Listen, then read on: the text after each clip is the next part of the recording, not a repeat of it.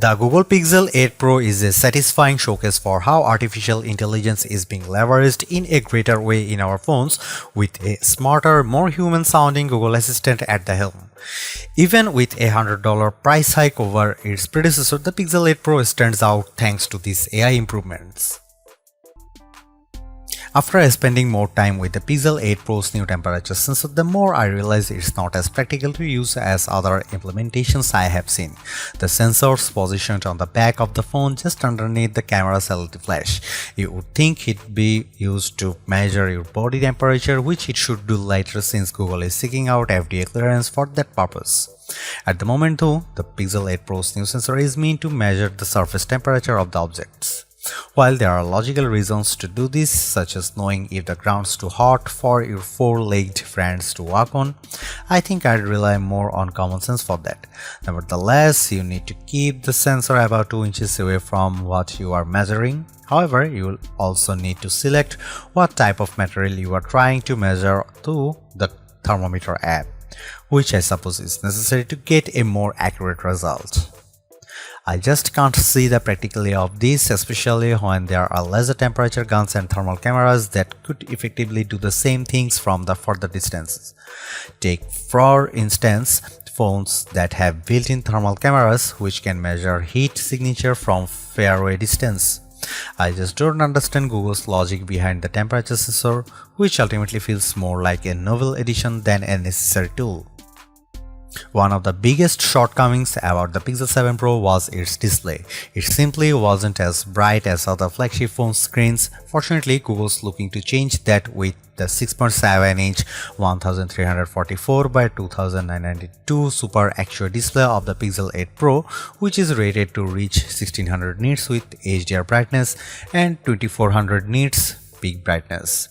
Google's confident about the improvements of its new display, and our benchmark testing reveals it's one of the biggest around. Reaching a peak brightness output of 1526 nits, it nearly matches the iPhone 15 Pro Max's peak output of 1550 nits.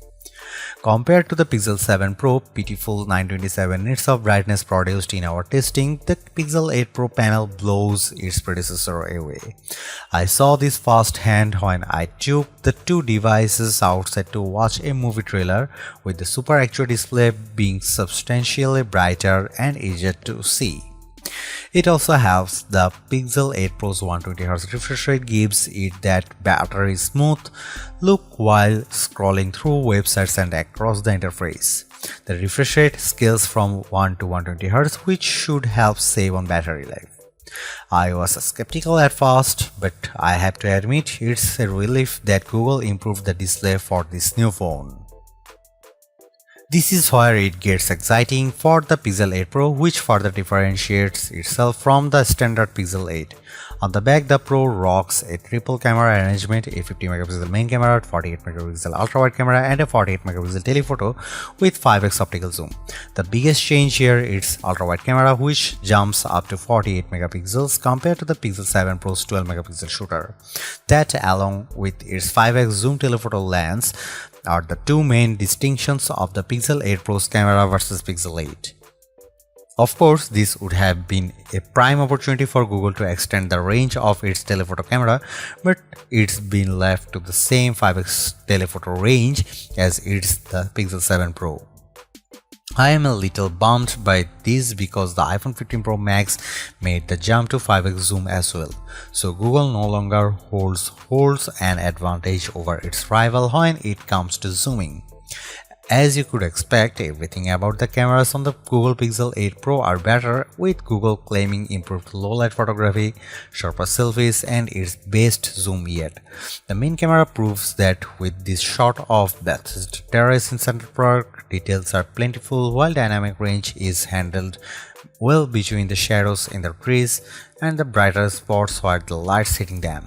Compared to the iPhone 15 Pro Max, I also like how the Pixel 8 Pro image has a higher contrast. Check out the details.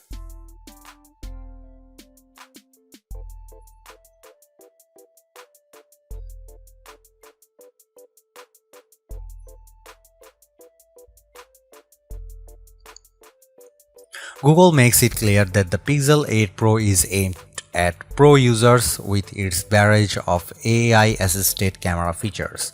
I have tested a bunch of them during my review, and what I am able to conclude here is that all these tools make editing your photos and videos much easier. I am a videographer and know the challenges of editing photos to remove unwanted people from my photos or trying to remove annoying background noise from a video recording. For Google to make the process simple and painless, it's like having a personal editor in my pocket. Similar to the Magic Eraser feature, Magic Editor lets you isolate a subject in a photo and move them almost anywhere in the photo seamlessly.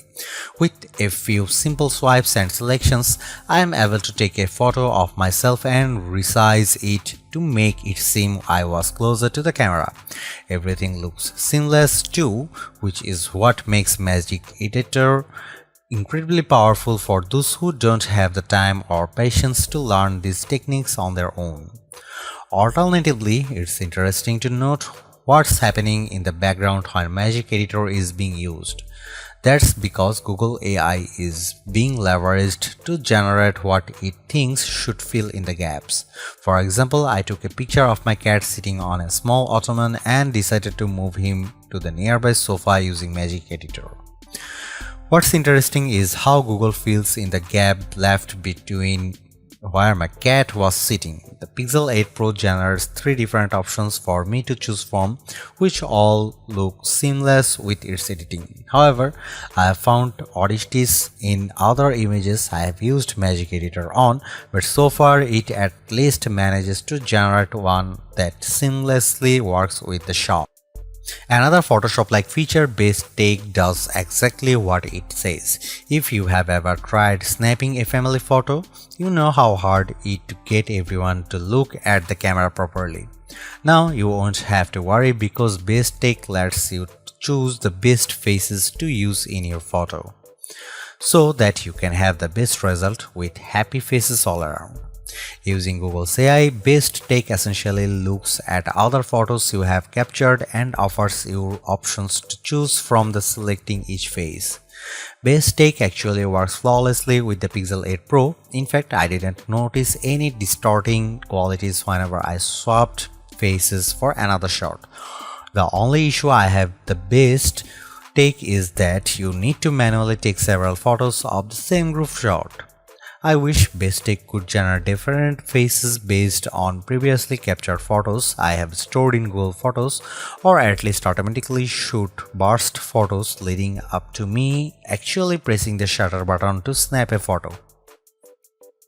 No longer do you need to worry about ambient noises in the videos you record because the Pixel 8 Pro can mitigate or eliminate them altogether with Audio Magic Eraser. This new video feature lets the phone analyze a video's audio to discern unwanted sounds in the background, like an alarm going off, so that it can be minimized or completely removed. The end result is a video with only the sounds you want. After trying this out on a couple of videos I shot, Audio Magic Eraser proves most effective when there's only one source of background noise. I tried removing the noise and music in the background of a video I was recording in Central Park, but I can hear how the complex sounds in the video makes it more difficult. As a result, the audio isolation tends to distort my narration in the video. I think casual user would find videos tweaked with Audio Magic Eraser acceptable, but I wouldn't use it for any professional work. Video Boost is a feature that will be coming later to the Pixel 8 Pro. It essentially lets user record raw video before uploading it to the cloud for processing. Video Boost offers enhanced color grading and helps to draw out even more details from the video. While it's nice, I am surprised that all of the processing is done in the cloud as opposed to locally with the Tensor G3 chip. Finally, Google brings proper manual controls to the Pixel 8 Pro. I have been clamoring for this for years now, and I actually like how Google makes it suitable for serious users. Now I have greater control with using the camera because I can make changes to common parameters such as the shutter speed, ISO, color temperature, and more.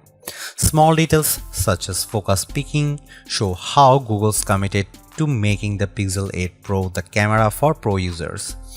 It beats having to download a third-party camera app for manual controls, but I really hope that Google can bring these manual controls to video now that photographers can enjoy them. Video recording still tops out at 4K 60fps. I was honestly expecting better given all the hoopla around the power of its Tensor G3 chip. So far, the Galaxy S23 Ultra remains one of the few flagships to offer 8K video recording. Despite this, I appreciate all the other video recording modes that the Pixel 8 Pro has to offer, like Cinematic Pan that adds more stabilization for panning movement. Check out the video sample.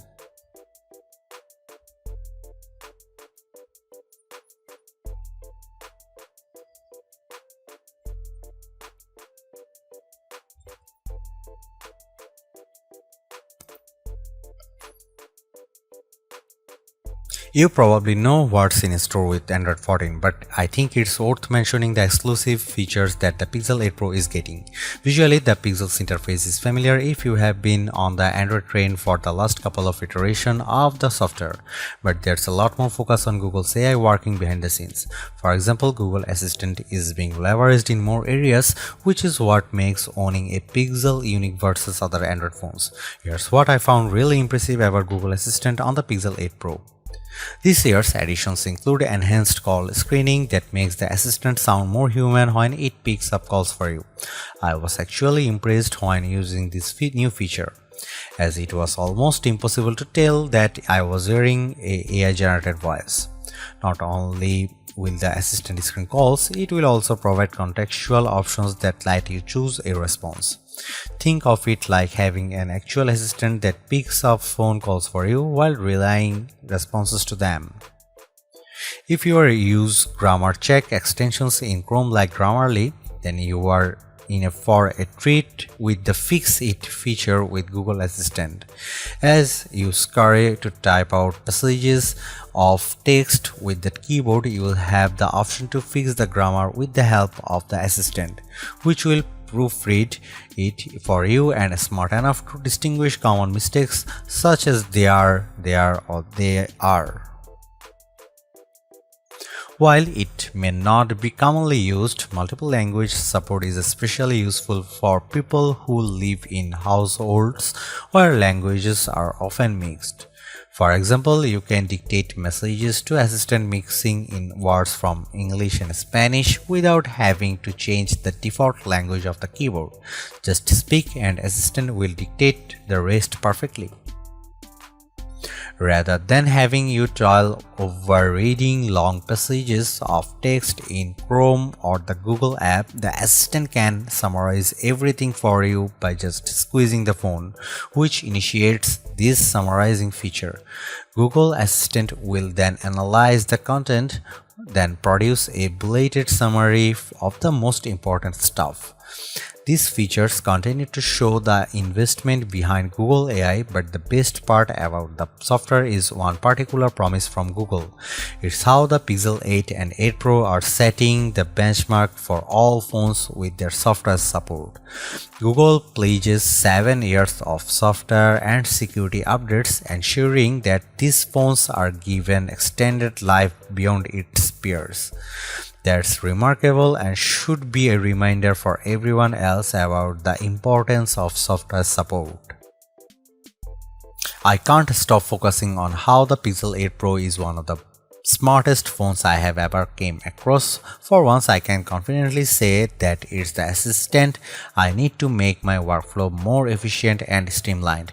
All of the AI-assisted features in the Pixel 8 Pro reveal how it takes all the complications in our lives and makes them uncomplicated, like how editing photos is a clinch with Magic Editor or how call screen intelligently responds to phone calls. Even better, I am satisfied knowing that the Pixel 8 Pro improves on every aspect over last year's disappointing Pixel 7 Pro. This new Pixel is a far stronger contender in our best phones list, but it's hard to overlook how the competition still beats it in a critical areas such as performance, battery life, and cameras. Honestly, all of those areas have improved here, but the competition still does it better. But at the same time, it's impossible to dismiss how the Pixel lineup continues to undercut the competition in price. You will save a couple $100 by choosing the Pixel 8 Pro over its closest competitors.